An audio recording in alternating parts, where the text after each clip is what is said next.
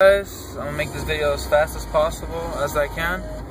I'm gonna talk about why do we hurt people that actually love us and take care of us and are actually really close to us, and why we do shitty stuff and act like complete assholes to them at times. And about lab rats, there was an experiment where they actually connected just one rat out of a couple, put them together. Rats really don't fight each other, and they would actually just connect straight up, like electrocute them in their head. And the other rats weren't doing anything to the other rats, and the rat who would get hurt would actually attack whatever rat was close to them. And it's because they don't know what's going on, and because they're actually hurting. They know what's going on actually, but they're actually hurting because they hurt the thing that's closest to them. And that goes with us too as well. A situation happened, you know, that they made me want to talk about this. And it happens. I mean, a lot of people are hurting. A lot of people go through relationship problems. And man, a lot of people are depressed. A lot of people get into arguments, distress with the type of work they do, and they just go out there and like just throw it on, just vomit, just negativity, just thrown on their family members, their closest friends, the people who actually take care of them and love them, and they just become pieces of shit. I've gone through that. I mean, I've done it, but I try not to do it. I'll always think back and I'm like, what the fuck am I doing? Like, why am I acting like a piece of shit? And I try to fix that.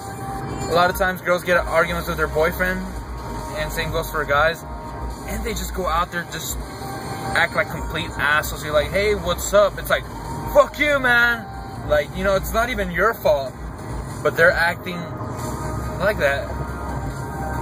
And we should actually look into ourselves and see what's going on and fix that. If you're going through stressful situations at work, like, don't bring it to your family at home. You know, leave that shit at home. It's a lot of baggage to carry in your life. And don't allow that shit to, like, haunt you and make everybody's life miserable.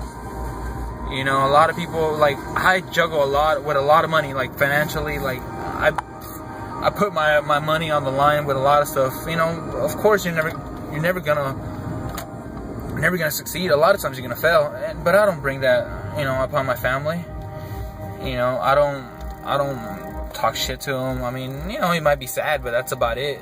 You know, I went through a situation not that long ago, about 2 weeks ago. I heard some really bad news about my aunt, and you know, I didn't take it on people. I just stayed mostly quiet and didn't act like a cunt. I was sad, of course, but like I was saying earlier, if you're hurting, I mean, just try to ditch all that stuff that's making you feel like shit, and actually control yourself. Think about it, reminisce, actually analyze what's going on in your life.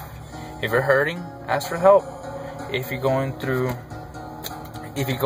look at this fucking douchebag asking for money. What do you call that? Piece of shit.